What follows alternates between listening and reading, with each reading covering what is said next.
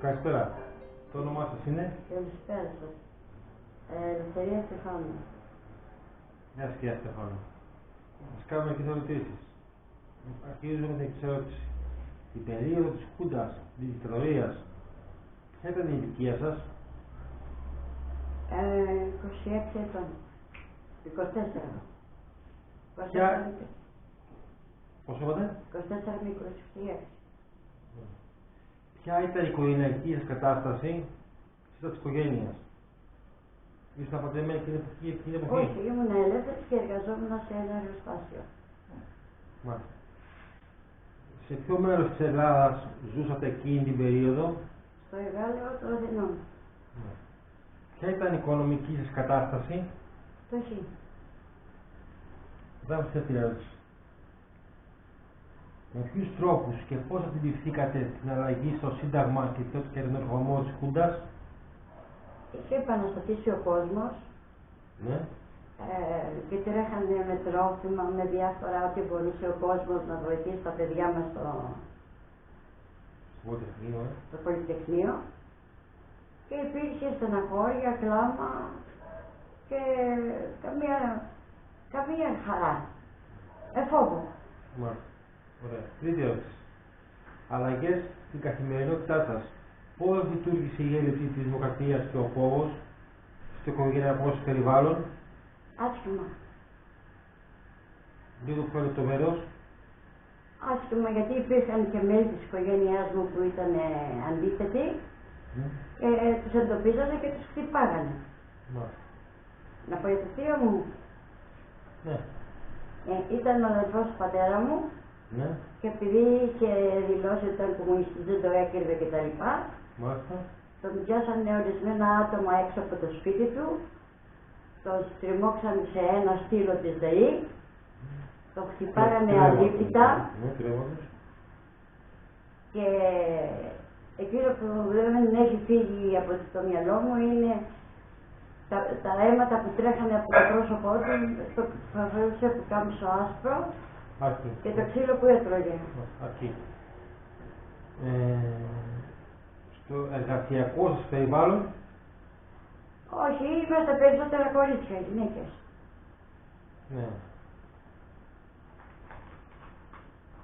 Και πώς λειτουργήσε η έλλειψη της δημοκρατίας και ο φόβος? Συζητάγατε εκεί για την Χούντα και τα λοιπά, εκεί που δουλεύατε? Όχι, φοβόμαστε πρώτον γιατί είμαστε μικρά κορίτσια και μετά δεν είχαμε και κανέναν να ενδιαφέρεται. Κοιτάζαμε πώς θα φύγουμε και τι θα κάνουμε. Γιατί έπρεπε να εργαστούμε. Μάλιστα. Τετάρτη ερώτηση. Με ποιους τρόπους αντιμετωπίσετε τις βίαιες αυτές αλλαγές στο πολιτικο-κοινωνικό σύστημα της χώρας? Πώς αντιμετωπίσετε τις βίαιες αυτές αλλαγές? Όπως όλος ο κόσμος. Δεν ξέραμε τίποτα και δεν μπορούσαμε να κάνουμε τίποτα. Αρκεί. Πέμπτη ερώτηση. Υπάρχει ή υπήρχε κάποιο μέλος της οικογένειάς σας που βασανίστηκε, εξορίστηκε, θανατώθηκε από το καθεστώς της Χούντας? Αν ναι, πώς βίωσε η οικογένειά σας το γεγονός αυτό? Ο σύζυγός μου ήταν κομμουνιστής. Έφαγε πάρα πολύ ξύλο. Ναι. Έμεινε με προβλήματα στο κεφάλι, πάθανε εγκεφαλικά. Και το θείο μου τον χτυπήσανε αλήπητα κτλ. Οι άλλοι, ο κόσμος φοβότανε. Ναι. Πώς βίωσε η οικογένειά σας το γεγονός αυτό? Απελπισία. Έκτη ερώτηση. Γνωρίζετε ανθρώπους που σας ασκήθηκε βία από το καθεστώς αυτό? Συγγενείς φίλους, νομίζω ότι απαντήθηκε η ερώτηση. Έχει απαντηθεί αυτή η ερώτηση. Έβδομη ερώτηση. Τι θυμόσαστε σχετικά με την ελευθερία έκφρασης στα χρόνια αυτά? Μπορούσατε να μιλήσετε και να κινηθείτε ελεύθερα χωρίς φόβο? Ποια συναισθήματα κύριε ακούσαν? Δεν τολμούσαμε να δείξουμε την ελευθερία που είχαμε ανάγκη. Ναι. Είμαστε φοβισμένοι. Μάλιστα. Φόβος λοιπόν και τακτικότητα, Ωραία. Όγδοη ερώτηση. Με ποιους τρόπους καταφέρατε να επιβιώσετε και να αντιμετωπίσετε αυτή την κατάσταση τα χρόνια της δικτατορίας? Προσωπικός. Προσωπικός ήμουν αναγκασμένη να εργάζομαι, να είμαι στο ενίκιο και αν μπορούσα να βοηθήσω και τους γονείς μου. Μάλιστα. Δούλευα σε βιοτεχνία ετοίμων ενδυμάτων. Ναι. Μάλιστα, ωραία. Απαντήθηκε το σκέλος της ερώτησης. Ποιος ήταν ο οικογενειακός τρόπος. Απαντήστε και αυτή.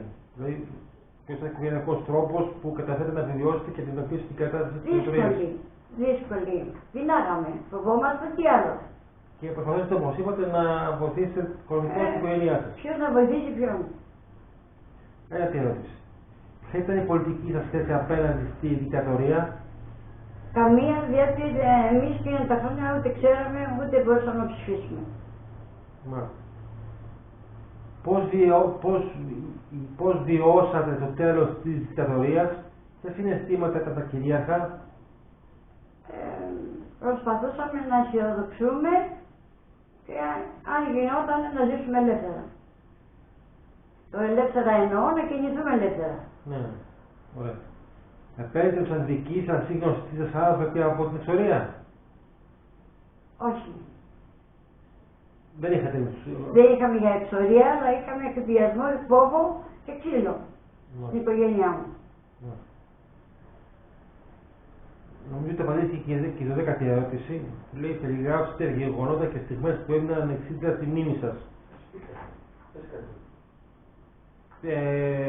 Είχε απαντηθεί όταν αναφέρατε και το θείο σας στον Παναγιώτη και τον σύζυγό σας, τον κύριο Στεφάνο Δόπουλο, ο οποίος έφυγε πολύ σύντομα στα χαρακτηριστικά. Με συνέπειες ο ένας το παθαίνει εγκεφαλικά, ο σύζυγός ο οποίος έχει πεθάνει. Περιγράψτε γεγονότα που άλλαξαν τη ζωή σας σε σχέση με την περίοδο της Χούντας. Πώς μπορώ να απαντήσω.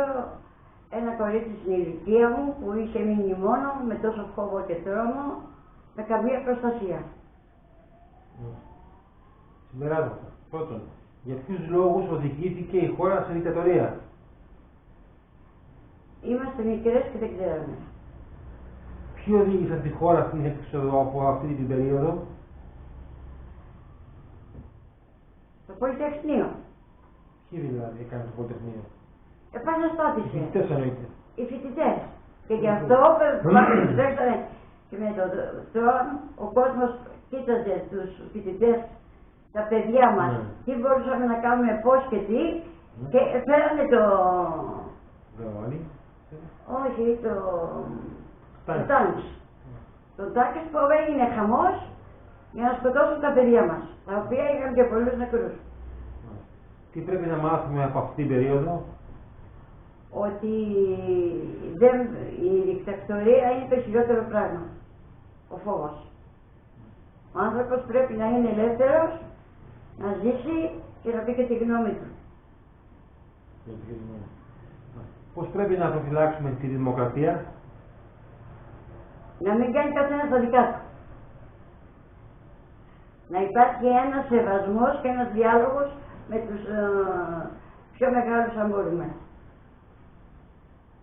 Να παίρνει και γνώμη καμιά φορά των φτωχών, των μεγαλύτερων. Δεν ξέρω να ξεπαραθέντω. Και τέλος, ποιοι είναι κατά τη γνώμη σας οι σύγχρονοι κίνδυνοι σε σχέση με την πολιτική πραγματικότητα των τελευταίων δεκαετιών. Φοβάμαι ότι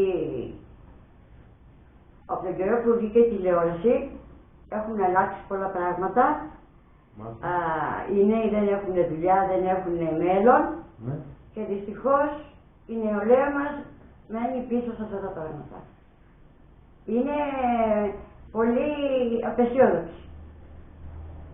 Όλοι οι πολίτες. Όλοι βέβαια. Όμως είμαστε εντάξει. Ευχαριστούμε πολύ. Να είστε καλά κύριε Στεφάνου. Ευχαριστώ.